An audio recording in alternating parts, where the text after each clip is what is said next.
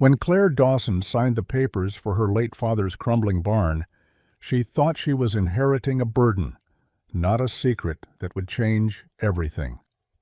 3 weeks later, standing in the dust with her 6-year-old son, she pulled a loose board from the wall, and cash spilled out like the building itself was trying to confess. Before we dive in, drop a comment below. Where in the world are you watching from? And don't forget to hit subscribe, because tomorrow's story will blow your mind and might just change how you see luck forever. The coffee pot hissed its last breath just as the diner's clock hit midnight. Claire Dawson wiped her hands on a towel that had long stopped pretending to be clean, the smell of burnt bacon and cheap detergent clinging to her uniform like regret. The place was quiet now, just the low hum of the refrigerator and the buzz of the neon sign flickering outside the rain-streaked window. She'd worked the evening rush alone again, 6 tables deep at one point, until exhaustion settled into her bones the way the rain settled into the cracked parking lot. The phone behind the counter rang once, then again. No one called this late unless it was bad news. She answered anyway. "Ray's Diner, open till 2, she said, trying to sound like she hadn't already clocked out in her head. "Miss Dawson?" The voice on the other end was male, older, measured. "My name is Robert Ellis. I'm an attorney with the firm of Ellis, Drake, and Lowe. I'm calling regarding the estate of Samuel Dawson." The name hit her like a forgotten bruise. She swallowed. "My father?" "Yes, ma'am. I'm sorry to inform you that he passed last Thursday. You're listed as his next of kin and sole heir." For a second, the sound around her vanished. Even the rain outside went silent. She hadn't heard her father's name spoken aloud in years, not since she'd stopped sending Christmas cards that came back unopened. "What did he leave?" she asked, the words flat, automatic. "A property," the lawyer replied. "A small farm just outside Maple Hollow. It's mostly land now, one standing structure listed as a barn." Claire let out a soft, humorless laugh. "Figures. He couldn't give me love, but he left me splinters." "I'll send the deed for your signature," Ellis said quietly. "I'm truly sorry for your loss." She hung up before she could decide whether she felt any. By dawn, she was packing. The diner shift ended, the world kept spinning, and grief didn't seem to have her address. Ethan shuffled sleepily in the doorway, clutching his stuffed tiger by the tail. "Mom, where are we going?" "To Kentucky," she said. "Why?" "Because someone decided to leave us a barn." He blinked, processing, then grinned. "Does it have animals?" "Probably ghosts," she muttered. They drove through 2 states and 1 childhood she'd tried to forget. The roads grew narrower, the trees taller, the sky wider and emptier. Every mile closer felt like peeling back old skin, each familiar landmark another reminder of the man who'd taught her that silence could wound deeper than words. Her father's farmhouse came into view just past noon. White paint peeled to gray, shutters sagging like tired eyelids, and beside it, the barn. It leaned into the wind, half its roof caved in, the red siding faded to rust. The ground around it was overgrown with weeds, the gravel drive eaten by grass. The place smelled of rot and rain, of something that had once been alive and decided not to be anymore. Ethan climbed out of the car, his sneakers squishing in the mud. "Mom," he whispered, eyes wide. "It's big." Claire stared at the structure. Big doesn't mean good. Inside, the air was thick and damp, dust motes floating like ghosts caught in sunlight. Rusted tools hung on nails. A broken lantern sat on the floor, glass cracked. The far wall bowed inward as if the whole barn were holding its breath. She ran her hand along one of the beams, feeling the splinters bite. There was a faint mark carved into the wood, an old initial, SD, and for a moment she saw him, her father, taller than life. Hands rough, voice rougher. Ethan tugged her sleeve. "Mom, was Grandpa a bad guy?" She knelt so they were eye level. His eyes, wide and uncertain, were the same blue as hers, the same as Samuel Dawson's once had been. "No, honey," she said softly. Just sad. The wind picked up, rattling the loose boards above them. A small shower of dust fell from the rafters, and for a split second Claire thought she heard something move. A low, hollow creak deep within the walls, like the barn had shifted in its sleep. She looked up, heart quickening, but there was nothing, just the weight of old air and older secrets. She exhaled, forcing a smile. Come on, kiddo. Let's go see if the kitchen still works. But as they stepped outside, Claire glanced back one last time. The barn stood silent under the gray sky, its windows blank and watching. The door swayed gently, creaking on a broken hinge, whispering something she couldn't yet understand. The sadness in this place wasn't just memory, it was warning. Maple Hollow looked like a postcard that no one had bothered to mail. The same diner with its chipped red stools, the same gas station that still sold glass bottles of soda, the same faded sign by the road welcoming visitors who never came. Even the air felt still, as if the town had decided long ago that change wasn't worth the trouble. Claire drove slowly down Main Street, past storefronts that leaned like tired men and sidewalks cracked by too many forgotten winters. Ethan pressed his face against the car window, tracing shapes in the fog of his own breath. "Is this where you grew up?" he asked. She hesitated. "Something like that." The truth was she'd spent her childhood here trying to escape it, and her adulthood pretending it never existed. But Maple Hollow didn't forget its own. It just waited for them to come back, and when they did, it remembered everything. She parked in front of a small hardware store, squeezed between an antique shop and a bakery that smelled more like dust than bread. A bell jingled as she stepped inside, Ethan close behind her. The air smelled of motor oil and old wood. Two men stood by the counter talking in low voices, their drawls thick as syrup. The moment she crossed the threshold, both went silent. Claire forced a polite smile. "Hi, I'm looking for roofing tar and some replacement panels. My father's barn needs a little work." The taller man nodded stiffly and disappeared down an aisle without a word. The other, an older man with silver stubble and hands like bark, watched her with an expression that was part recognition, part suspicion. His name tag read Tom Weaver. "You're new around here?" he asked, though it sounded more like a test than a question. "Not exactly," Claire said. "I used to live here." "Years ago." Tom's gaze sharpened. "You Samuel Dawson's girl?" The sound of her father's name cut through the quiet like a knife. For a moment she couldn't answer. Then she nodded. "Yeah, Claire." Tom leaned forward on the counter, voice dropping. "He left something behind?" She frowned. "I'm sorry." "Something he shouldn't have," he said, and his eyes flicked toward the window as though someone might be listening. "You best be careful poking around that old place. Some things ought to stay buried." Claire let out a small, tired laugh. "I just want to fix a roof, Mr. Weaver, not resurrect ghosts." He didn't laugh back. "Ghosts don't need resurrectin'. They do just fine on their own." The silence that followed stretched too long, thick enough to feel. Somewhere in the back of the store, a hammer clattered to the floor, startling Ethan. Claire reached for his hand and forced a smile. "Thanks for the advice," she said. "We'll manage." Tom watched her pay, his eyes following her out the door. The bell jingled again as it closed behind her, but the sound didn't feel welcoming this time. It felt like warning. Outside, the sun was already sinking behind the hills, washing the street in amber light. The same two men who'd gone quiet inside now stood smoking near a pickup truck, their conversation low and fast. Claire caught her name carried in the wind like an echo. She didn't stop walking.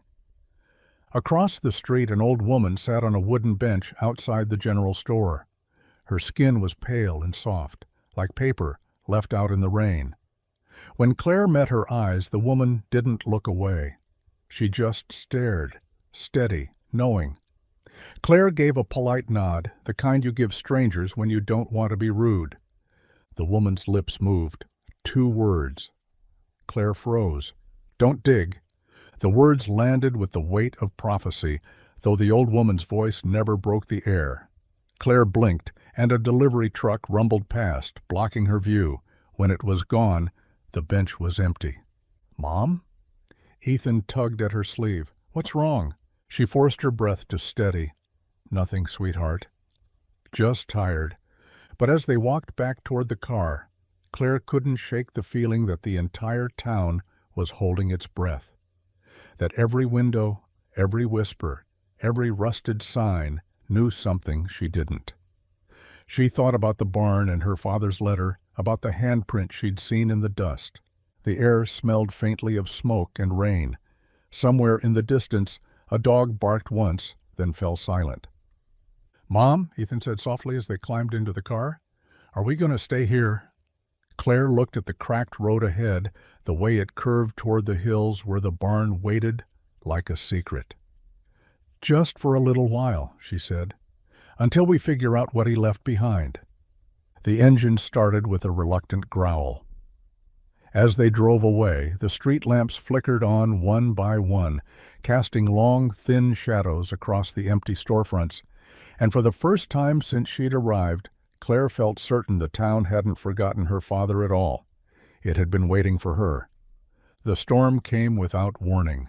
One moment the hills around the farmhouse were silent under a low gray sky, and the next, rain lashed against the windows like handfuls of gravel. Claire lay awake in her father's old bed, staring at the ceiling where water stains bloomed like continents on a forgotten map.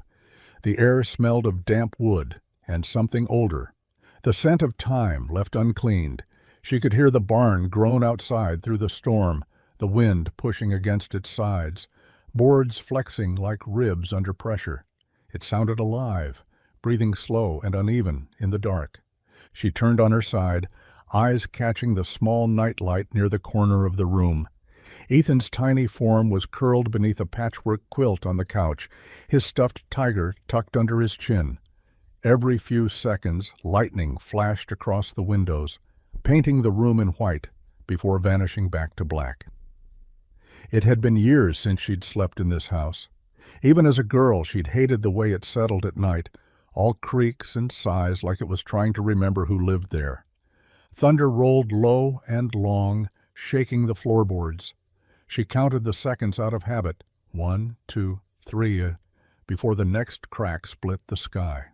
Her body ached with exhaustion, but her mind refused to quiet. Images of Tom Weaver's face from earlier replayed in her head, that warning buried in his drawl, something he shouldn't have left. The digital clock on the dresser blinked 2:14 a.m. when a small voice broke the rhythm of the rain. "Mom?" She sat up immediately. "Ethan?" He stood in the doorway, blanket draped over his shoulders like a cape, eyes wide and uncertain. "Someone's in the barn," he whispered. Claire blinked through the dark. "What?" "I heard them." The door creaked, and footsteps. His voice trembled just enough to make her heart squeeze. She tried to smile, calm. "It's just the storm, baby. Wind does that." He shook his head. It sounded like walking. The look in his eyes, that raw, innocent certainty, made something twist in her gut. She grabbed the flashlight from the nightstand and slipped her feet into her boots. "Stay here," she said quietly. "Mom, I'll be right back." The screen door moaned as she pushed it open, the wind slapping at her face, cold and sharp with rain. She held the flashlight close, beam cutting a thin path through the darkness. The barn loomed only 50 feet away, but in the storm it felt like another world entirely. A dark mountain breathing in the distance. The rain had turned the ground slick, sucking at her boots with every step.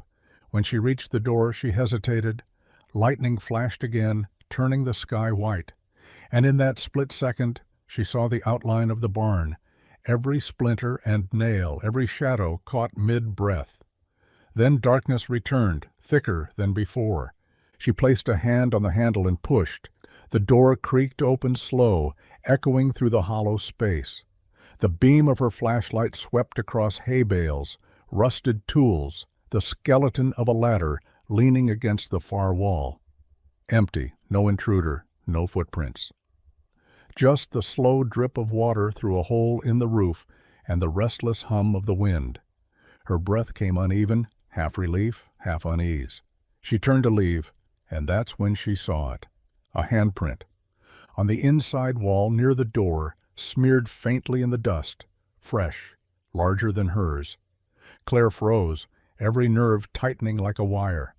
She lifted the light closer, her own reflection caught in the moisture pooled on the wood. "Hello?" she called, but her voice came out smaller than she intended, swallowed by the barn's hollow echo. No response. The rain outside softened for a moment, replaced by the low groan of wood shifting under its own weight. She reached out, pressing her fingertips to the handprint. The wood was cold, damp, and beneath it, click, a sound, metallic and deliberate, from somewhere behind the panel. Not wind, not age. A mechanism. She stepped back instinctively, the flashlight shaking in her grip. The sound didn't come again, just silence. The kind that hums louder than noise. Her pulse thudded in her ears as she backed toward the door, eyes never leaving the wall. "It's just old," she muttered under her breath. "Old wood, old house, that's all." But as she closed the door behind her, the wind caught it, pushing it half open again, as if the barn wasn't done watching her leave. By the time she climbed the porch steps, her clothes were soaked through. Ethan was waiting by the window, face pressed to the glass. "Was someone there?" he asked. Claire forced a smile that didn't reach her eyes. "No one, sweetheart, just the storm." But as she tucked him back under his quilt and turned off the flashlight, she could still hear it in her mind, that faint metallic click buried in the wood. The sound of something waking up after years of silence. The barn had started talking. Morning came slow and gray, the kind of light that doesn't so much arrive as crawl. The storm had passed, leaving the world slick and heavy with the smell of wet earth. Claire stood at the window, coffee in hand, staring out at the barn. Its roof sagged like a tired shoulder, steam rising from the damp boards in the weak sunlight. It looked quiet again, harmless even, but she could still hear the click from last night echoing in her head.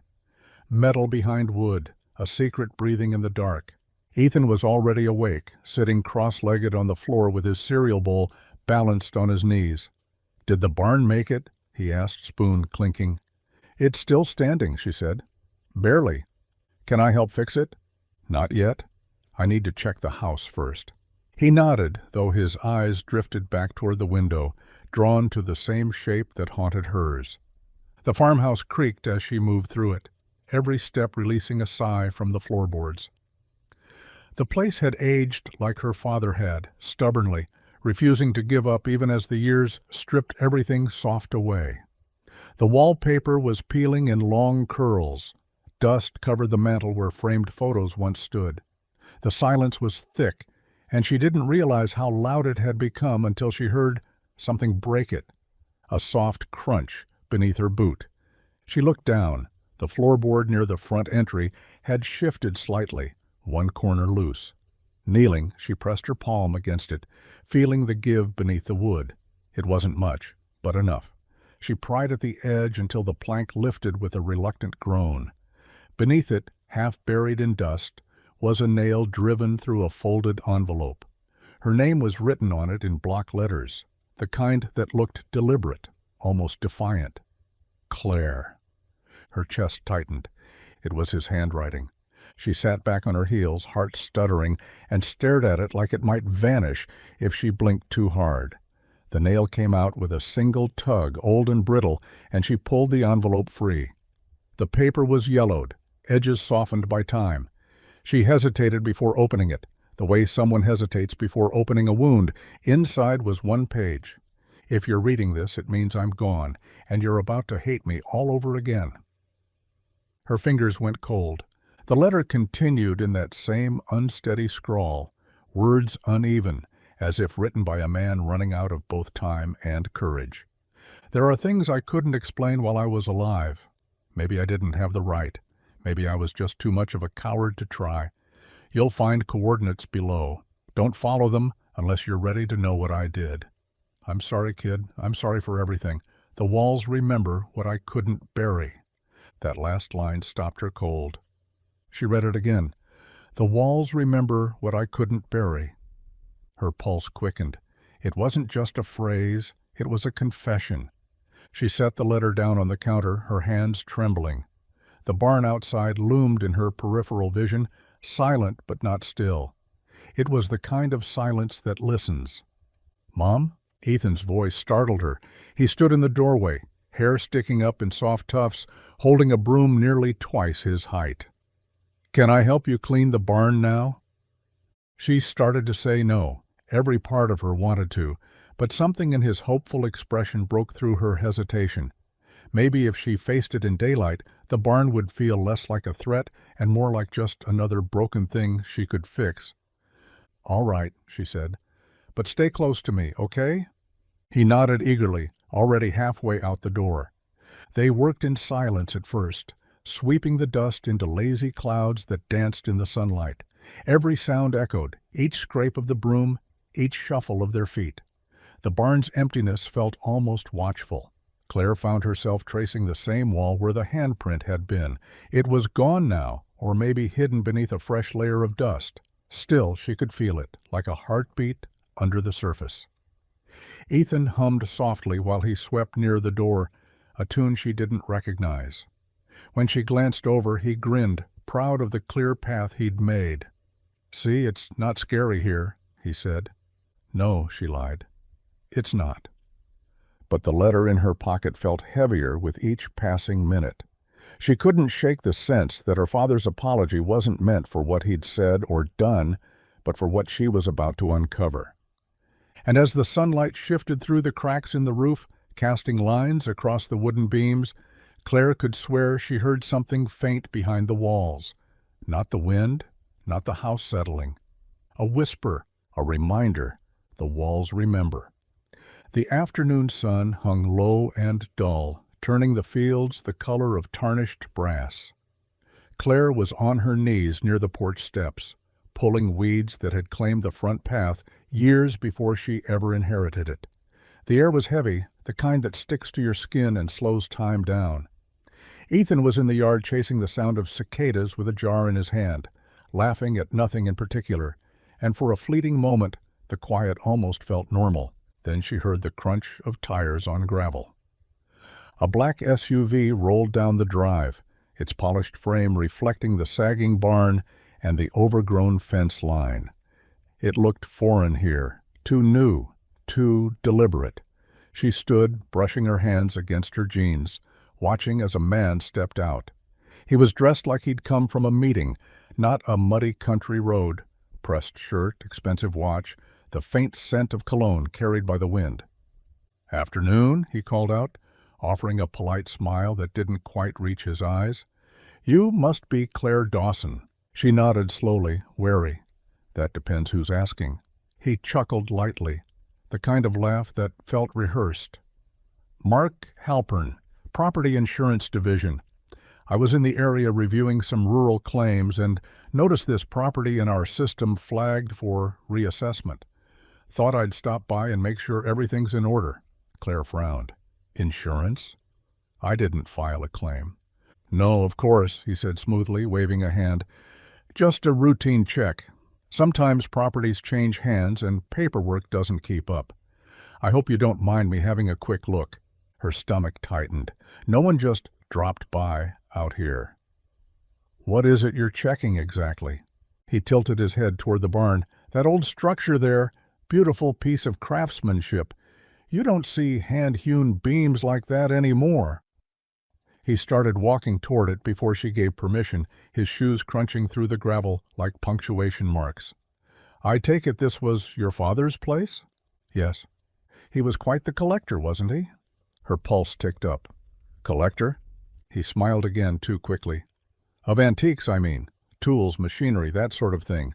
These old barns can hold quite a bit of history." The pause before the last word made her skin prickle. "There's nothing valuable here," she said evenly. "Just dust and broken boards." He crouched near the foundation, brushing his hand across the base, as if feeling for something beneath the dirt. "Still," he murmured, "you never know what's buried under the floor." Old buildings have a way of keeping secrets. Claire crossed her arms. "You seem awful interested for an insurance man." He stood up, meeting her gaze. "Just doing my job, Miss Dawson." His tone was polite, but there was a flicker of something colder behind it. "If you do find anything unusual, I'd appreciate a call. Saves everyone a lot of time." He slipped a business card from his pocket, crisp and white, setting it on the porch railing. Before she could answer, Ethan ran up, holding his jar of cicadas. "Look, Mom," he said proudly. "Caught two." Mark smiled, but it was thin. "Nice catch, sport." Then his eyes shifted back to Claire. "You take care of that barn. Wouldn't want it to fall in on you." He climbed back into the SUV, engine humming smooth and quiet as he backed down the drive. Claire watched until the taillights disappeared into the dust. For a long moment she stood there listening to the silence he left behind. The world seemed to hold its breath. She went inside and picked up the card. Mark Halpern, Regional Property Claims Supervisor. There was a phone number, but no company logo, no address. Just the name, printed too clean to be real. Something in her gut twisted. That night, after Ethan fell asleep, Claire stepped outside with a lantern. The crickets were loud, the air thick with the scent of rain waiting to fall again. The barn loomed ahead, dark and solemn, its shadow stretching toward her like an invitation. She walked to the door, running her hand over the rough grain of the wood. It felt warm beneath her palm, as if it held a pulse. She slid the heavy latch shut and looped a chain through the handles, locking it for the first time since she'd arrived. The metal clicked, small but final. For a moment she just stood there, staring at the faint outline of the barn against the sky. Somewhere in the distance, an engine hummed again, low, fleeting, then gone. Claire turned off the lantern and whispered to herself, "He's not gone." Not really. The barn creaked once in the dark, like it was agreeing with her. The morning sun came weak through a fog that hadn't quite burned off yet, laying thin silver light over the barn. Claire stood just inside the doorway, hands on her hips, studying the damage she couldn't afford to fix. The boards along the north wall had begun to rot through. The beams bowed slightly from years of rain and neglect. Every creak of the old wood felt like a sigh from something tired of holding its own secrets. She had promised herself she'd start small, patch a few panels, clear the space, make it safe. But after the visit from the so-called insurance man, nothing about this place felt simple anymore. His voice still lingered in her head like the aftertaste of something bitter. Old buildings have a way of keeping secrets. Ethan came bounding in with a hammer too big for his hand. "I'm the assistant," he said, puffing out his chest. Claire smiled faintly. "That so?" "Then the assistant takes orders. Start by sweeping that corner." He saluted and got to work, stirring dust into the air until sunlight caught it in soft ribbons. Claire turned back to the beam. The wood was darker than the rest, water-stained and soft to the touch. She wedged her crowbar under the edge and pried gently. The first board came loose without much fight, splintering at the end. She expected mold, maybe a bird's nest. What she didn't expect was the hollow thud that followed, the sound of something not wood behind the wall. She frowned, tapping the space with the handle of the tool. It echoed. "Mom?" Ethan paused, broom midair. "You hear that?" "Yeah," she said quietly.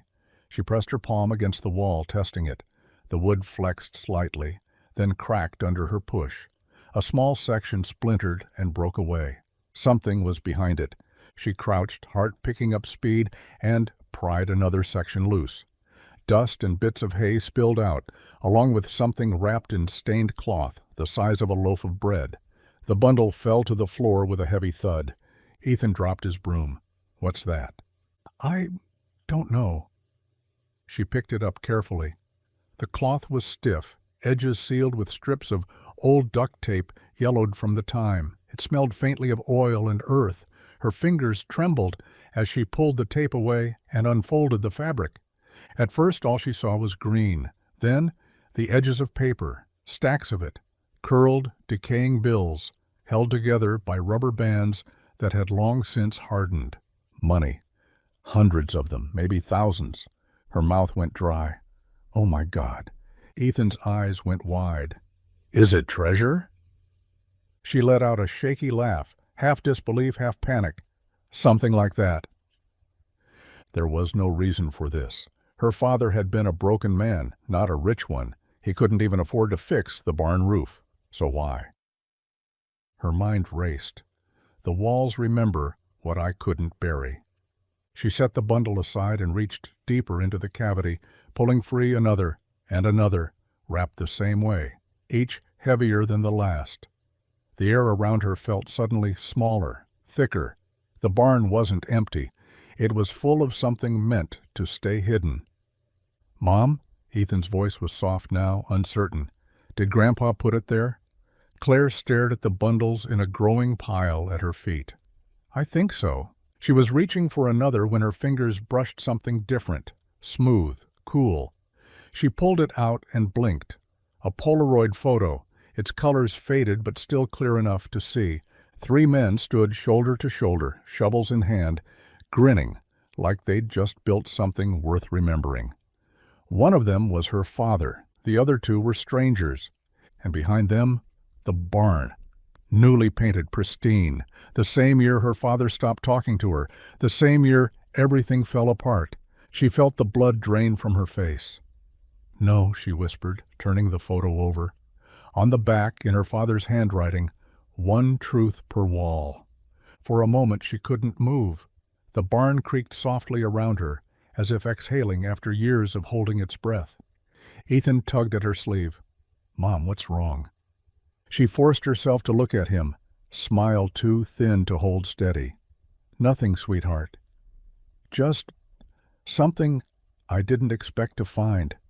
She gathered the photo and the bundles, wrapping them back in the cloth, hiding them behind her in the toolbox. "Let's call it a day, okay?" "Already?" he asked. "We just started." "Yeah," she said quietly. "We'll start again tomorrow." As they walked back toward the house, the barn door creaked shut behind them on its own. The latch swayed softly in the breeze, tapping against the wood like a heartbeat. The walls had begun to speak, and Claire had finally started to listen. The next morning began with the smell of dust and coffee and the weight of questions Claire couldn't name yet. The bundles she'd found sat on the kitchen table wrapped in a faded towel, mute and accusing. She'd hardly slept, replaying the moment she'd broken through the first wall. The sound of splintering wood, the sight of decaying bills tumbling into her hands, the photo of her father smiling beside 2 strangers. Every time she closed her eyes, she saw that grin and the line scrawled across the back, 1 truth per wall. By mid-morning, she couldn't stand the waiting anymore. Ethan was still asleep, curled up under the quilt that smelled faintly of rain and childhood. Claire left a note on the counter, "Back at the barn, stay inside," and walked out into the chill that lingered after dawn. The barn looked different now, not threatening, not silent, just watchful. She ran her hand along the outside boards as she passed, feeling the faint warmth of the wood against her skin. "All right, Dad," she murmured. "Let's see what you were hiding." Inside, she started where she'd left off. The crowbar fit neatly into her palm, like it had been waiting there. She pried at another loose panel. Behind it, the same thing, bundles wrapped in brittle fabric, the smell of age and oil thick in the air. She stacked them carefully beside the first set. The bills were newer this time, the edges crisper, the ink less faded. She unfolded one and saw the date, 1982. The first batch had been older. She moved methodically, panel by panel, each creak of wood followed by the soft thud of something hidden, dropping free. Every time she thought she'd reached the last, another hollow sound betrayed her. It wasn't random, it was deliberate. Her father hadn't hidden these things out of desperation. He'd arranged them, like a man building something sacred. By noon, sunlight slanted through the cracks in the roof, slicing the air into gold ribbons. Dust floated in them like memory refusing to settle. Claire paused to catch her breath, sweat and sawdust streaking her face. The piles of bundles now covered half the floor. She wiped her hands on her jeans, then stepped back to study the pattern. That's when she noticed it. Each section of wall she'd opened held money printed within a narrow range of years: 50s, 60s, 70s, 80s. Every layer she peeled back moved forward in time, and at the base of each beam, carved in small, almost hidden handwriting, were numbers, years, her father's marks, a timeline. The barn wasn't just a hiding place, it was a ledger. She walked to the back wall, where the wood was darker and smoother. The air there felt heavier, cooler, as if the ground itself knew what it was guarding. When she tapped it, the echo was softer, solid in places but hollow in others. There was no rot here. This wall had been rebuilt completely, plank by plank, newer than the rest. Claire slid the crowbar under the first board and pried it loose. A long crack split down the middle, releasing a gust of dry, stale air. She coughed and waved her hand, but the dust shimmered oddly in the light. Behind the beam was another layer, clean, precise, like a second wall within the first, and carved into the crossbeam, deep enough to catch shadow, were the words she already knew she'd find. One truth per wall. Her throat tightened. She traced the letters with her fingertips. The grooves were sharp, purposeful. Her father had done this himself, and suddenly she realized each wall wasn't just about money. It was confession, a life told backward through layers of fear and guilt, each one sealed shut until someone braver came along to open it. She leaned her forehead against the wood, the smell of earth and pine filling her lungs. "What did you do, Dad?" she whispered. The quiet answered her with its steady hum, the kind that sounds like a held breath. Behind her, the piles of cash lay in uneven towers, decades of decay and deceit stacked neatly in rows. Each bill was a fragment of something she didn't yet understand, a story too heavy for the walls that held it. She took one last look at the carvings and stepped back into the light, crowbar hanging loosely at her side. Every beam marked a year. Every year held another secret. And she wasn't sure whether she was unearthing a fortune or digging up a grave.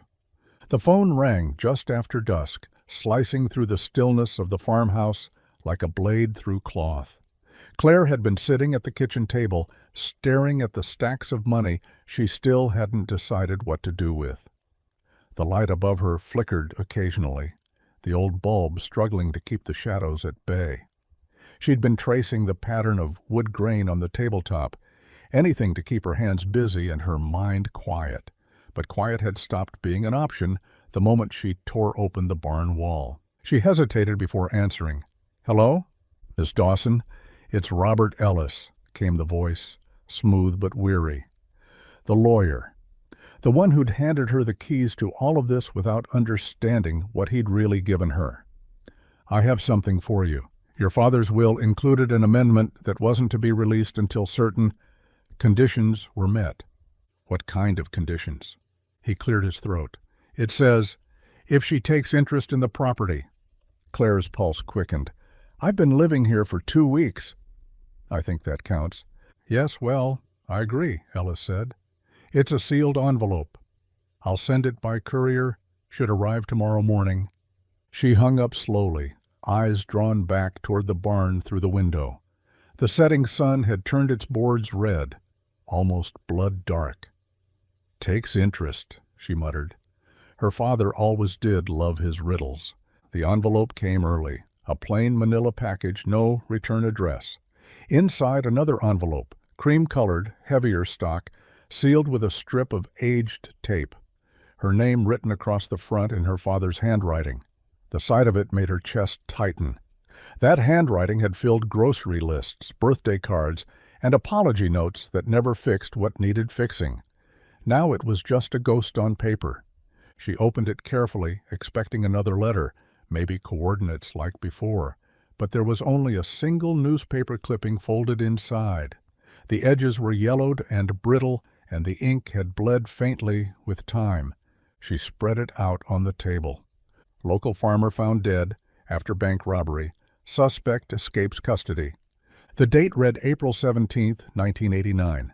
Her father's name appeared halfway down the article, Samuel Dawson, local resident and witness at the scene.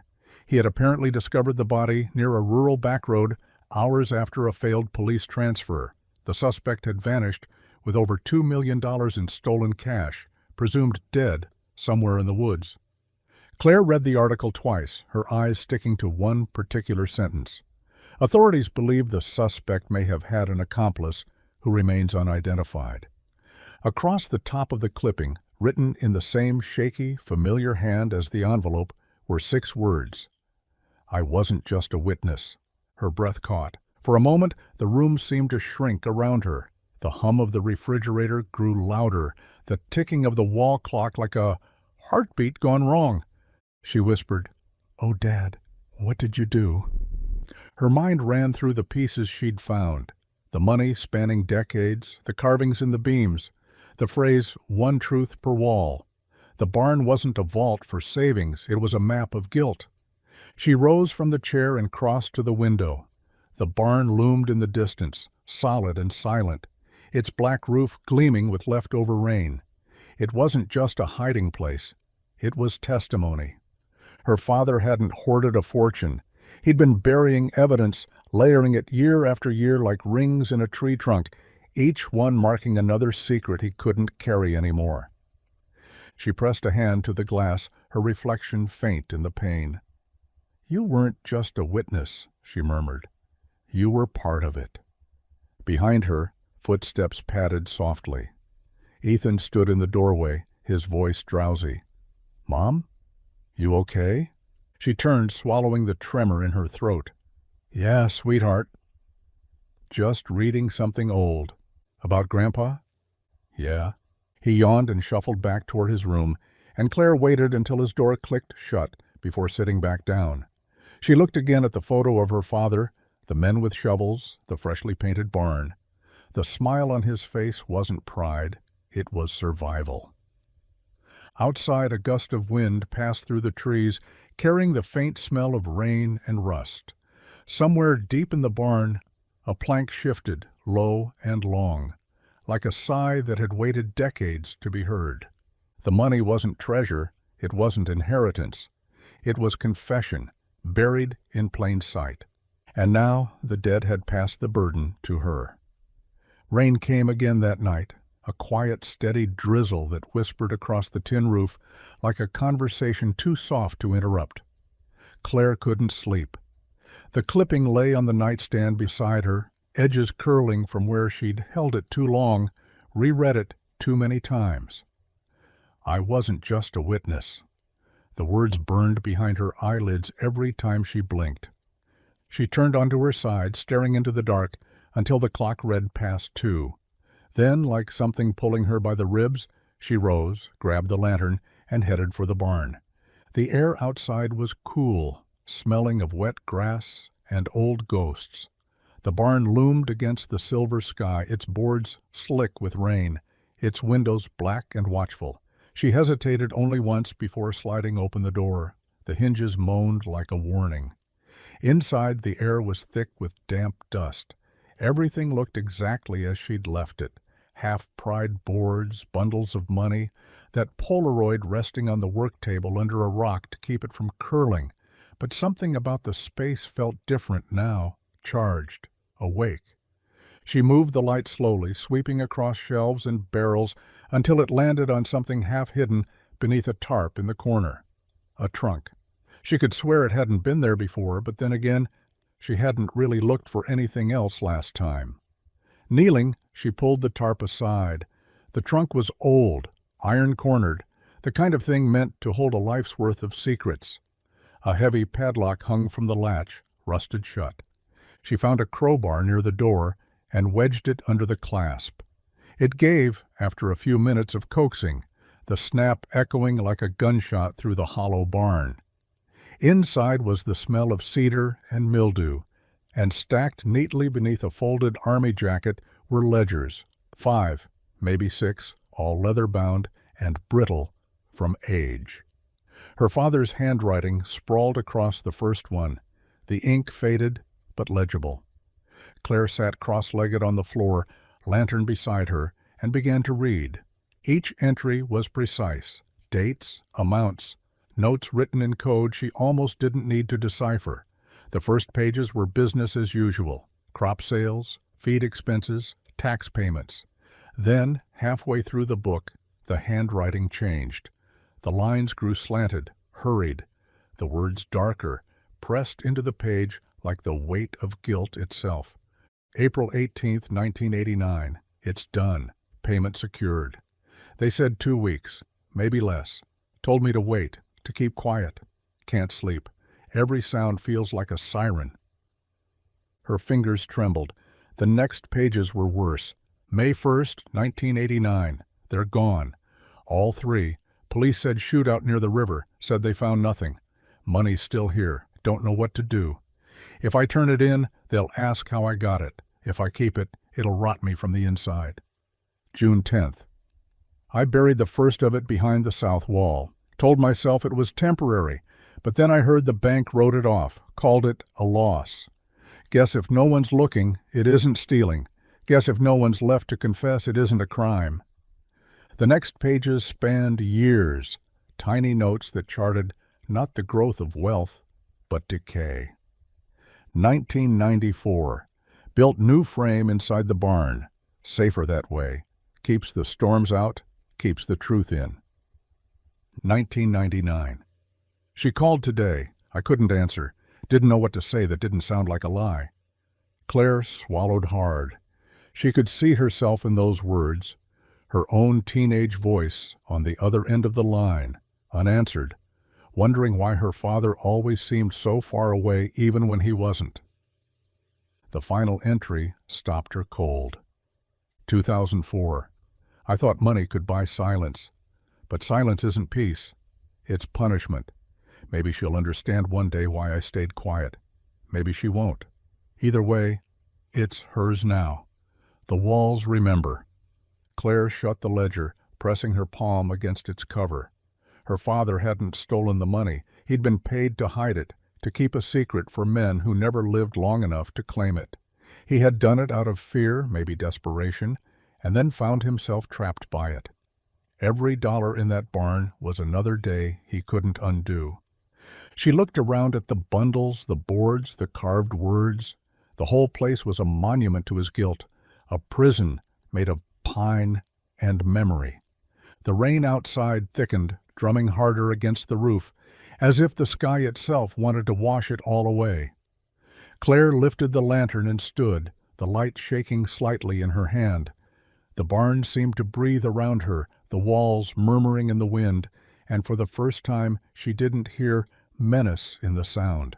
She heard sorrow. The money was supposed to save you, she whispered into the shadows, but it just made you lonely. And in that moment, she could almost feel him there, not haunting her, not warning her, but waiting for forgiveness that had taken too long to arrive. It was late afternoon when Claire heard the crunch of gravel under tires. The sound made her pause mid-step on the porch, heart ticking faster in her chest. Visitors were rare out here. Unwanted ones, rarer still. The air was still and heavy, thick with the smell of damp hay and old secrets. When the truck came into view, a sun-faded Chevy with the paint peeling and a dented fender, she knew before the door even opened who it was. Tom Weaver climbed out slowly, wiping his hands on his jeans, though they were already stained. He wore that same trucker hat she remembered from the hardware store, the same smirk that didn't quite reach his eyes. "Afternoon," he said, his voice too casual to be harmless. "Mr. Weaver," Claire replied, forcing politeness, "if you're here about the roof panels, I already paid for—" He waved her off, glancing toward the barn. "You've been busy." Her throat tightened. "Just cleaning." "Cleaning," he repeated, rolling the word around like he was tasting it. "That what you call it?" He stepped a little closer, boots crunching on the gravel. His eyes, small and sharp, flicked between her and the barn like he already knew the answer to every question she hadn't asked yet. "Something I can help you with?" she said, keeping her voice steady. Tom tilted his head. "Your daddy promised me half of what's in there." The words landed like a blow. "Half of what?" He smiled then, not kindly, not cruelly, just knowingly. "Come on, Claire. You think he rebuilt that barn all on his own for sentimental reasons? You think all that cash just fell from heaven into his lap?" She tried to hide her surprise, but he saw it. "He didn't work alone," Tom continued. "We had an agreement. He was supposed to tell me when it was safe to take our share. Then he up and died before keeping his word. I figured maybe his girl would do better." Claire's stomach churned. "You're saying you helped him hide it?" He shrugged. "Helped him survive it. There's a difference." She folded her arms, needing distance, needing to think. "If this is true, why now? Why come to me?" "Because you opened it," Tom said simply. "The whole damn town's been waiting to see who'd finally crack that barn open. Your daddy might have been good at hiding things, but he wasn't good at keeping them hidden forever. Men like him, men like me, we don't bury money for the fun of it." There was something venomous under the calm, something that made her take a step back toward the porch. "I don't know what you're talking about," she said quietly. Tom chuckled, dry and humorless. "Sure you don't, just like you don't know why he carved those years into the beams or why he kept that ledger." Her pulse spiked. "How do you know about the ledger?" "Because I helped him write the first page." He took another step forward, closing the space between them until she could smell the faint trace of tobacco on his breath. "You want to do the right thing, girl? Start with the truth." For a moment, the world seemed to still around them. The wind caught the edge of the tarp covering the porch rail, snapping it like a warning. Claire met his eyes, her voice low. "What truth is that?" Tom studied her for a long second, then smiled, something grim and old. He reached into his jacket pocket and pulled out a small object. "You'll figure it out soon enough." He tossed it toward her. She caught it instinctively, her fingers closing around cold metal. When she looked down, her breath hitched. It was a lighter. Worn brass, smooth from years of use, engraved with a name, R. Cole. Before she could ask, Tom had already turned back to his truck. "Don't wait too long," he called over his shoulder. "Some debts don't like being left unpaid." The engine sputtered to life, headlights flaring briefly before the truck disappeared down the road, leaving dust hanging in the air like residue from a bad dream. Claire stood there on the porch, staring at the lighter in her palm. The engraving caught what little sunlight was left, glinting like something that wanted to be seen. R. Cole. The name meant nothing to her, but she could feel it pressing on her, heavy and familiar, like a whisper from the walls of the barn itself. She turned toward the structure in the distance, its silhouette dark against the dimming sky. For the first time, it didn't just look like her father's guilt, it looked like a doorway, one she wasn't sure she wanted to open, but knew she would. The wind shifted, carrying the faint smell of smoke and rain. She closed her hand around the lighter and whispered into the air, "All right, Dad. Let's start with the truth." The next morning broke sharp and bright, the kind of light that makes everything look honest, whether it wants to or not. Claire hadn't slept. The lighter sat on the table beside her coffee cup, the name R. Cole glinting every time the sun hit it. She'd turned it over in her hands for hours, replaying Tom Weaver's voice in her head. He didn't work alone. The words were a splinter she couldn't dig out. She kept seeing his smirk, the way he'd looked at the barn like it still belonged to him. By mid-morning, she'd made a decision. The Polaroid from the first wall had been sitting in her drawer since the day she found it. She'd stared at it enough times to memorize every detail. Her father's tired smile, the men beside him, the newly painted barn behind them. But now, looking closer, she noticed something she hadn't before. In the far corner of the frame, barely visible, was a truck, faded blue, the kind that would blend into any Kentucky back road. but not invisible, not if you knew what to look for. And there it was, a license plate, half-shadowed but legible enough. She grabbed her jacket, the photo, and her keys. The print shop sat off Main Street between a pawn store and a florist that smelled more like dust than flowers. Inside, the air was thick with the tang of ink and old toner. The clerk behind the counter, a kid barely 20, looked up from his phone when she came in. "Can you enlarge this?" she asked, sliding the Polaroid across the counter. He squinted at it. "Vintage," he said, as if that meant something. "Yeah, I can clean it up too if you want." "What are we looking for?" "Details?" Claire said. "Background, mostly." He nodded and disappeared into the back.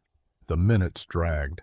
Claire wandered the narrow aisles, surrounded by displays of glossy portraits, graduation photos, and wedding collages, faces that had stories but no secrets. When the kid returned, he was holding a print the size of a magazine cover. "Here you go," he said, setting it down carefully. I sharpened the contrast. "You can see a lot more now." He was right. The enlarged image brought everything into terrifying focus. Her father, younger, sunburned, and smiling. Two men beside him, each holding a shovel, standing like brothers in some grim pact, and behind them, the truck. The license plate crisp and clear now, K9T431. Her heart thudded once, hard. She thanked the clerk, paid, and left before her voice could betray her. Back in the car, she pulled out her phone and searched the local police archive database. She wasn't sure what she was hoping to find. Maybe nothing. Maybe everything. The connection was slow, the spinning wheel testing her nerves. But when the search results finally loaded, her breath caught. Police report, April 1989. The headline mirrored the newspaper clipping from her father's envelope. Bank robbery suspect escapes custody. She scrolled down. The suspect's name jumped out like a ghost rising from the page. Robert Cole. She read every word. Cole had been part of a three-man crew accused of robbing a Lexington bank. Two were captured. One, Cole, escaped during transport. His vehicle, a blue Ford pickup with license plate K9T431, was later found abandoned on the outskirts of Maple Hollow. The suspects who survived the initial arrest, they'd both been found dead weeks later under unclear circumstances. Her vision blurred for a moment. The name on the lighter, the man in the photograph, her father's smile, and then the third man, Tom Weaver. Her stomach twisted. It couldn't be coincidence. Weaver had been there, not just as a bystander or accomplice. He was one of them, and her father, Samuel Dawson, hadn't been hiding stolen money. He'd been hiding the remains of their crime. She sat back in the driver's seat, the town outside her windshield suddenly foreign, brittle with meaning. The buildings she'd driven past all her life seemed to tilt under the weight of what she now knew. Tom Weaver wasn't a harmless old clerk. He wasn't even a friend of her father's.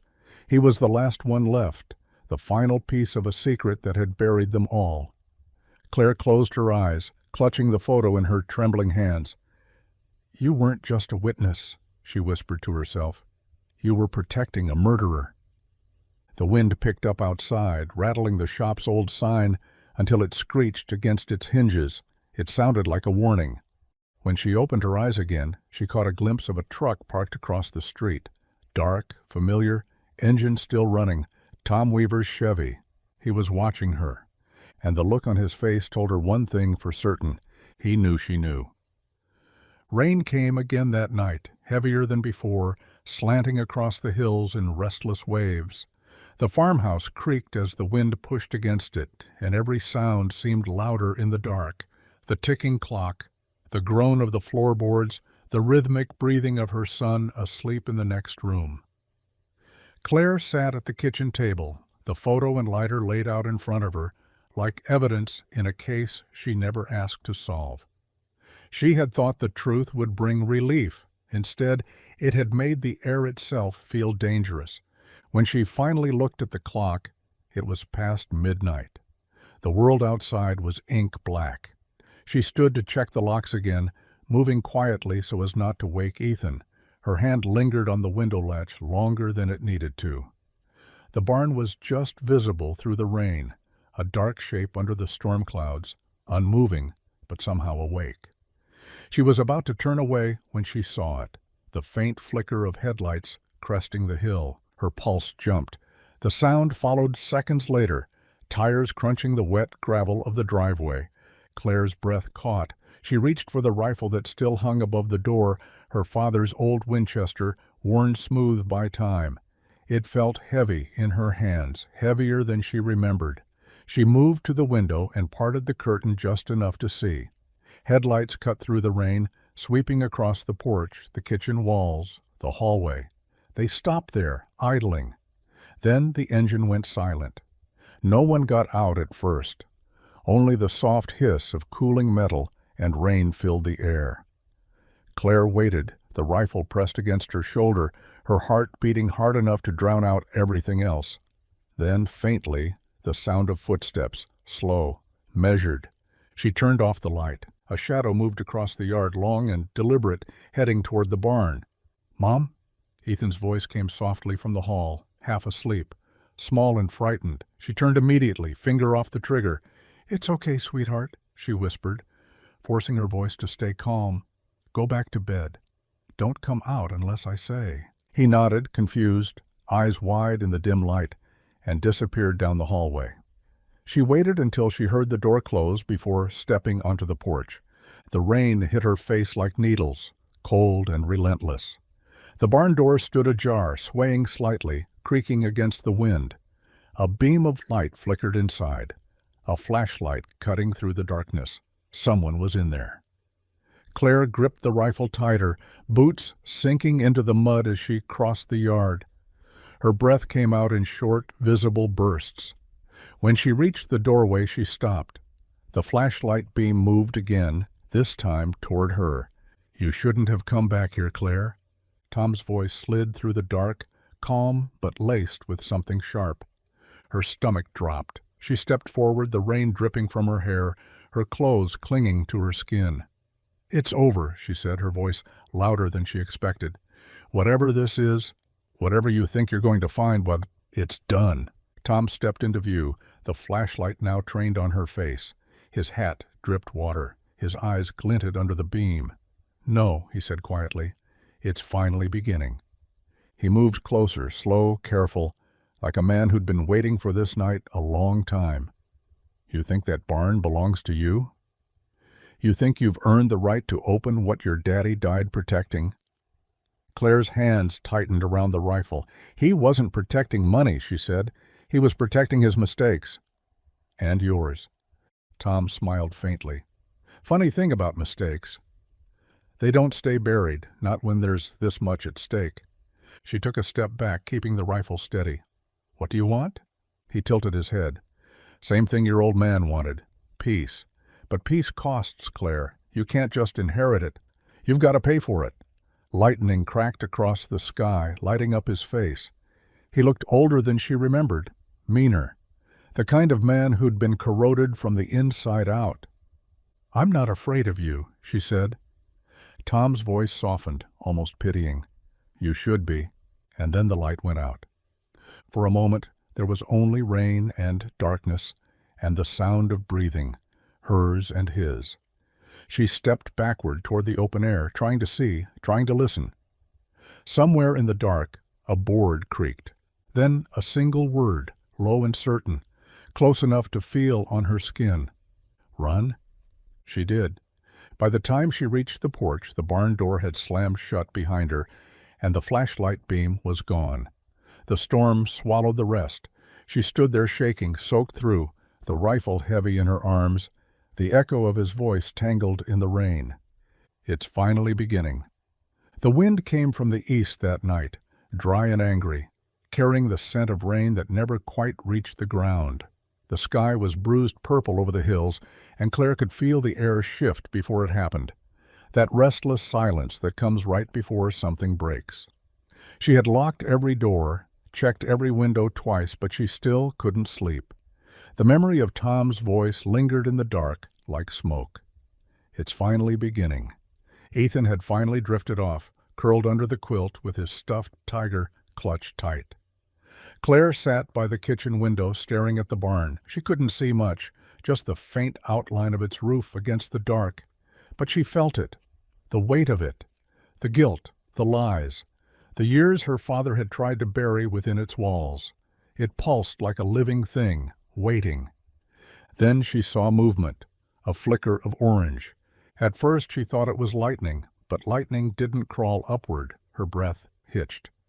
A second flicker followed, then another, and then came the unmistakable glow, flame blooming like a wound in the dark. "Ethan," she whispered, already running for him. She scooped him up before he was fully awake. "Mom?" he murmured, half asleep. "What's happening?" "Fire," she said, voice shaking. "We have to go." By the time they hit the porch, the barn was already alive.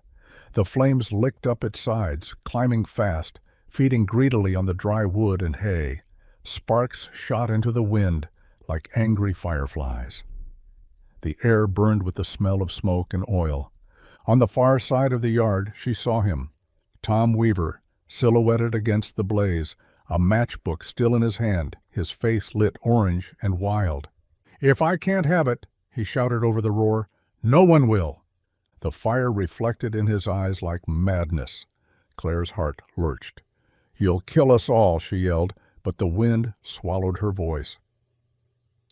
Ethan started coughing, smoke already thick around them. Claire dropped to her knees, pulling him close. "Cover your mouth, baby." "Stay down." She half carried, half dragged him toward the fence line, her lungs screaming.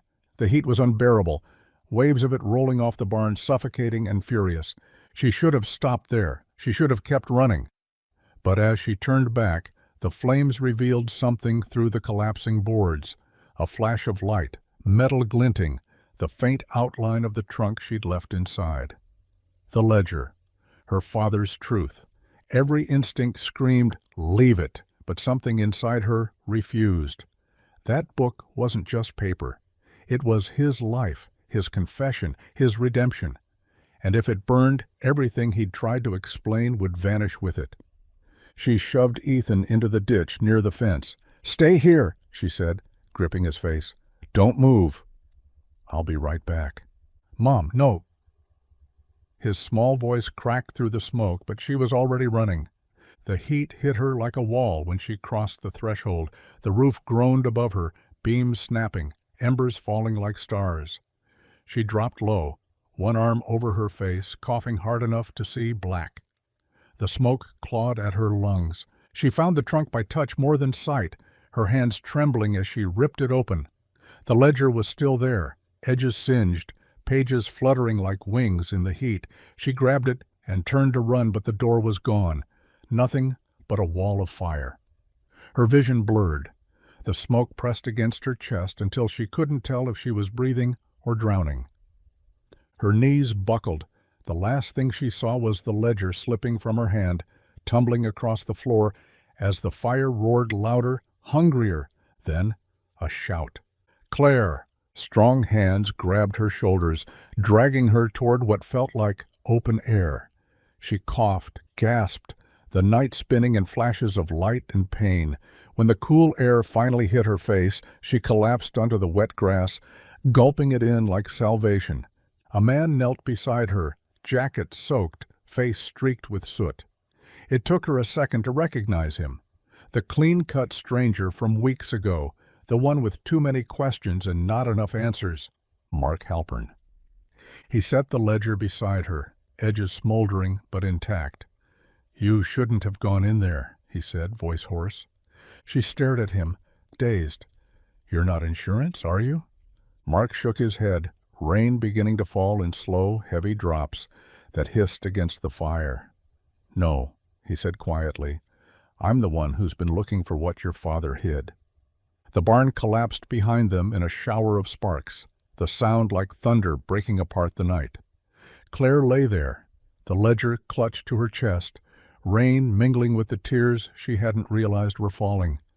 The past was burning, but somehow it had just come back to life. The rain fell hard and steady, dousing the last embers of the barn until they hissed into silence. Smoke curled upward into the night, soft and gray, carrying with it everything the fire hadn't already claimed.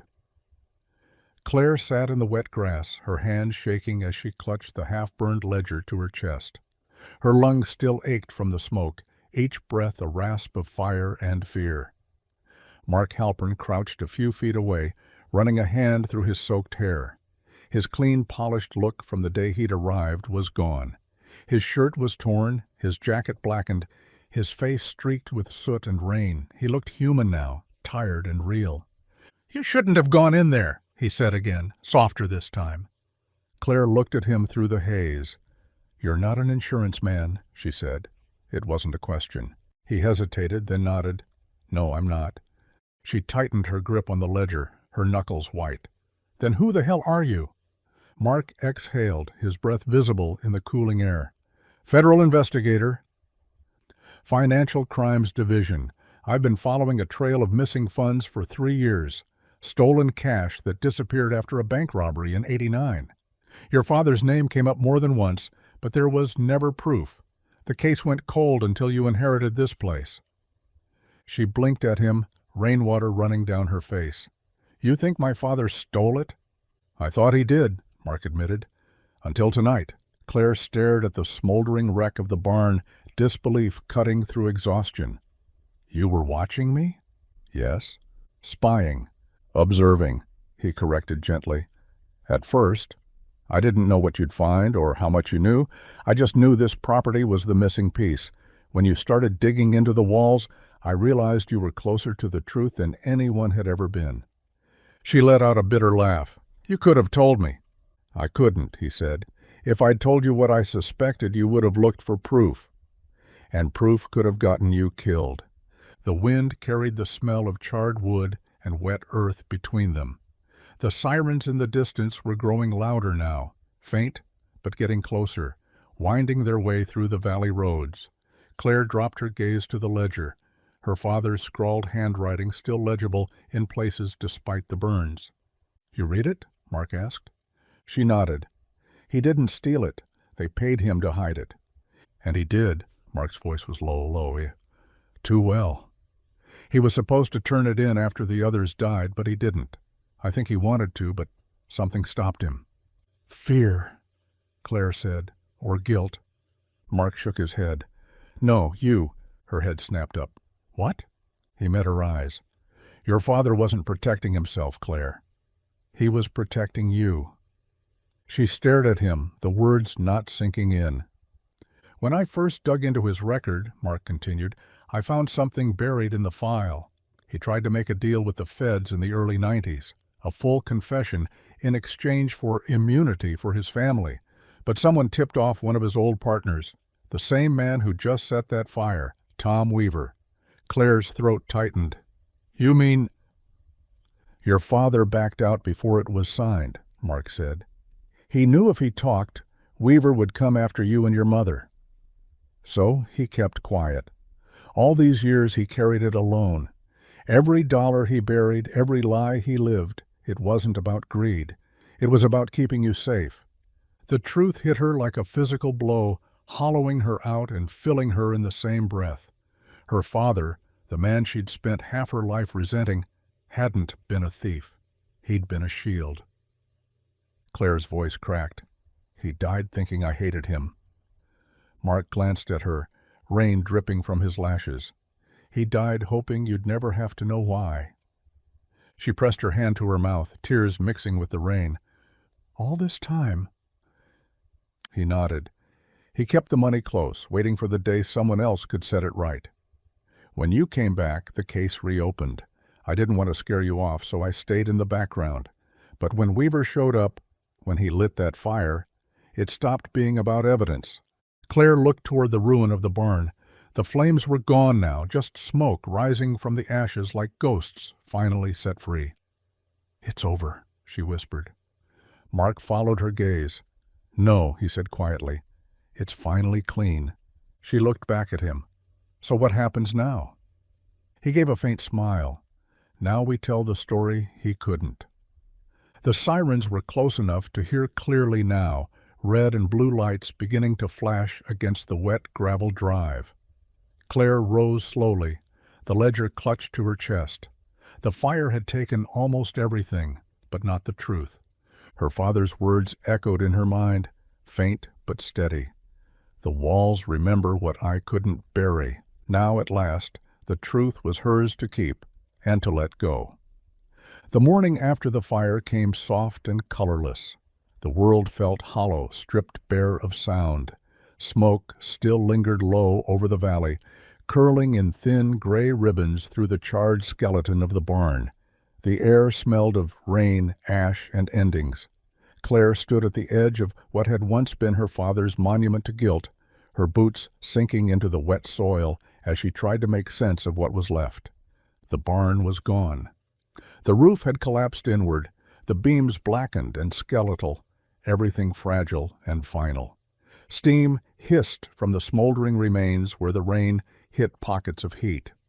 Beside her, Mark stayed silent, his hands shoved into his coat pockets. He'd been there since dawn, waiting for the fire department to clear the site, waiting for her to decide whether she wanted to see what her father's past looked like after it burned. "You don't have to do this right now," Mark said quietly. "Yes," Claire answered, her voice steadier than she felt. "I do." She stepped forward into the ruins. The mud sucked at her boots with each step, her breath misting in the cold morning air. Every creak of scorched wood made her flinch. The ledger was safe inside the house now, wrapped in a towel and laid carefully on the kitchen table like an artifact. But there was something unfinished here, something pulling her back into the wreckage.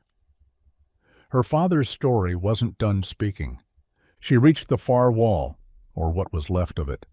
A small section still stood, blackened but upright, the boards warped and split, yet somehow refusing to fall. Claire brushed her hand along the surface, flakes of soot clinging to her fingers. The grain beneath felt oddly solid, and when she knocked on it, the sound came back dull, hollow. Mark watched from a few feet away. "What is it?" "I don't know," she murmured, "but it doesn't sound empty." She dropped to her knees and began clearing debris from the base, uncovering a patch of scorched metal half buried in ash. The edge caught the light, faint but undeniable. A box. "Help me," she said. Together they pulled it free, a small rectangular container, heavy and sealed tight. The sides were welded shut, blackened with soot but unbroken. Claire ran her fingers over the lid, feeling for weakness, for a seam. Mark handed her a crowbar from what was left of the tool rack. "You sure you want to open it?" he asked. Claire didn't answer. She wedged the tip into a corner and pressed down. The weld gave with a loud snap, then another. The lid groaned as she forced it up, the metal bending like it had been holding its breath for decades. Inside was something she hadn't expected to survive the fire. Bundles of cash, tightly wrapped in oilcloth, stacked neatly like bricks. The bills were old but intact, crisp in some places, singed at the edges in others. The smell of smoke mixed with the faint metallic scent of ink and time. Mark let out a low whistle. "How much do you think that is?" Claire's voice was barely a whisper. 14 million, maybe more. She didn't know how she knew, but she did. It was the number her father had once written in the margins of his ledger, the number that haunted him, the number that had cost him everything. On top of the bundles was an envelope, browned by heat but miraculously unburned. Her name was written across it, Claire, in the same rough, familiar handwriting that had guided her through every secret so far. Her throat tightened. She opened it with trembling hands. "If you've found this," the letter began, "it means you've finally forgiven me. I don't know how you'll see me now, as a coward, a criminal, or just a man who ran out of ways to make things right. I never meant for you to carry this weight, but I see now it was never mine to bury. You've always had more courage than I did. Do what I never could. Make it mean something." The words blurred as she read, tears falling freely, cutting streaks through the soot on her face. She folded the letter gently and set it back on top of the money, staring down at the fortune that had burned her family from the inside out. Mark spoke softly behind her. "What are you going to do with it?" She wiped her cheeks with the back of her hand. "I don't know," she said, voice breaking into a quiet laugh that was half a sob. "But for the first time, it doesn't feel like his anymore. It feels like a chance." She looked at the box, the last confession of a man who had spent his life running from truth, and closed the lid. Around them, the rain fell harder, washing away the soot, the smoke, the remnants of everything that had once been hidden. The barn had taken his secrets to the grave, but in the ashes, Claire found what he'd tried so hard to give her. Not the money, freedom. The rain had stopped by evening, leaving the air heavy and clean. The kind of stillness that only comes after a storm has taken what it came for. The sun sank low over the hills, the last light sliding across the wet fields like liquid gold. Claire sat on the front steps of the farmhouse, the metal box resting beside her feet, the ledger and letter on her lap. The weight of them felt heavier than the money itself, heavier than all the years her father had carried his secret alone. Ethan sat next to her, swinging his legs, his sneakers still caked with ash. He'd been quiet all day, sensing that something in his mother had shifted. Every so often he would glance at the remains of the barn, now just a blackened frame against the setting sun. The fire trucks and officers were gone. The neighbors had stopped driving by to stare, but the silence they left behind wasn't peace. It was choice. Claire traced her father's handwriting on the letter again, her thumb moving over the ink. Do what I never could. Make it mean something. The money, stacked and sealed and undeniable, sat like a living thing inside that box. $14 million. Enough to erase every debt, every fear, every sleepless night she'd ever had. Enough to buy her son a future without struggle. It should have felt like freedom. Instead, it felt like a test. Ethan leaned his head on her shoulder. "Are you sad again, Mom?" Claire smiled softly, brushing a strand of his hair back. "Just thinking too much." He looked up at her, his brow furrowed in that serious way he had when he was trying to understand adult things. "About the money?" "Yeah," she said. "About what to do with it." He was quiet for a moment, then asked, "What can it do?" "Anything," she said honestly. "It could change our lives. We could go anywhere, buy anything. We'd never have to worry again." Ethan thought about that. His small hands picked at a splinter on the step. "Then why don't you look happy?" She let out a breath that was almost a laugh. Because sometimes the things that fix your life don't fix what's inside it. He nodded slowly, though she wasn't sure he understood. The sky had turned violet now, the air soft and cool. Somewhere in the distance, a single bird called, lonely and certain. "What would you do with it, buddy?" she asked quietly. Ethan shrugged, his voice small but sure. "Maybe help people who don't have barns."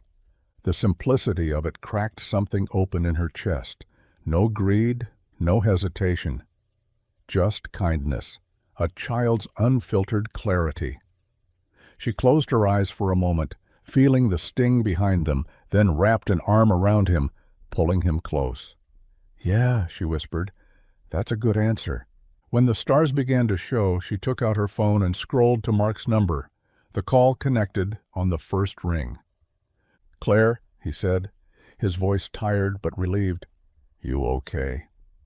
"I found it," she said simply. He didn't have to ask what. "The money?" "Yeah." There was a long pause. "What are you going to do?" She looked out across the yard, at the faint trail of smoke still drifting from what used to be her father's burden. "I haven't decided yet." "Claire," Mark said carefully, "you can't turn it all in. The Bureau will take everything.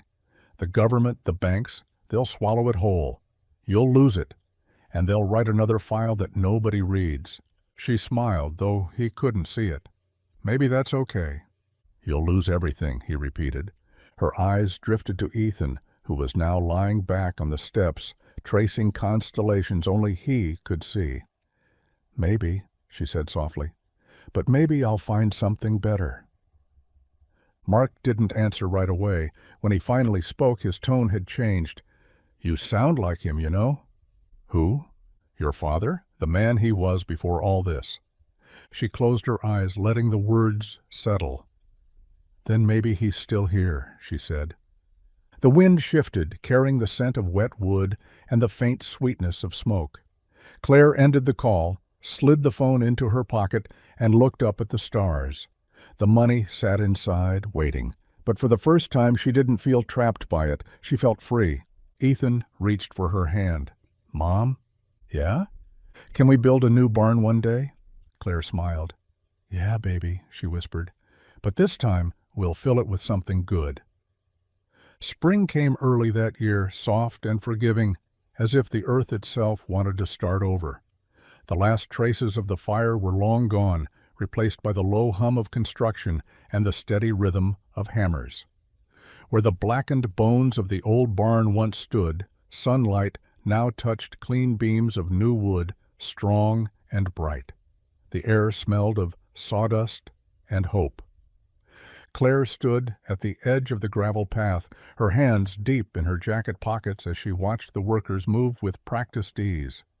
Every strike of a nail felt like punctuation, an ending to something heavy, a beginning to something lighter. It had taken months of meetings, signatures, and phone calls. Mark had guided her through every legal step, ensuring part of the recovered money could be used for something beyond redemption, something useful. The rest had gone to the bank, the state, and the past where it belonged. But this was hers. Ethan stood beside her, taller somehow, though only a few months had passed. His sneakers were dusted white with gravel, his small hand gripping hers. It doesn't look like the old one, he said quietly. It's not supposed to, she replied. This one's built to last. She meant it in more ways than one. By late April, the structure was finished. Wide windows let the light flood in. The doors were painted a warm shade of red, Ethan's choice, and on the front, a wooden sign was hung, carved by a local craftsman, the Dawson Haven, where lost things find light. The name had come to her in a dream, simple and right. It wasn't just about her father anymore. It was about anyone who had ever felt buried by silence or burned by secrets. The grand opening drew more people than she'd expected. Cars lined the narrow road, and the air buzzed with conversation. The same faces that had once looked at her with suspicion or pity were now smiling, curious, hopeful. Reporters came too, their cameras glinting in the sun, notebooks ready. She'd done a few interviews before, her story traveling further than she ever imagined, but she kept her answers simple. It wasn't about her or the money. It was about second chances. Mark arrived just before the ceremony, his suit rumpled, tie loosened, a rare smile cutting through the weariness he carried. "You did it?" he said, looking up at the building. "No," Claire replied softly. "We did it." He nodded toward Ethan, who was chasing a butterfly near the steps. "Seems like he's doing okay." "Better than okay," she said, watching her son laugh, his joy echoing through the open air. "He gave me the idea." When the ribbon was cut, applause rippled through the crowd. Claire's hands trembled as she took the scissors, but the sound of the blades slicing cleanly through the satin steadied her. She stepped back and let Ethan tug her toward the entrance. Inside, sunlight pooled across polished floors. The walls smelled faintly of paint and cedar. A piano, restored from what remained of her father's old one, sat in the corner, gleaming under the light. She'd insisted it be the first thing placed inside. "Can we play it?" Ethan asked. "Go ahead," she said. He climbed onto the bench and tapped a few uncertain notes. The sound filled the room, pure and alive. People turned, listening, smiling. Claire closed her eyes for a moment, hearing not just Ethan, but echoes of another time. Her father's hands on the keys, the music he thought the world had forgotten. Later, when the speeches were done and the guests had begun to drift away, she stood outside alone. The setting sun washed everything gold, and the new barn glowed against the horizon. The wind moved softly through the nearby trees, carrying with it the faintest scent of smoke, not haunting, just memory. Ethan ran up and slipped his hand into hers.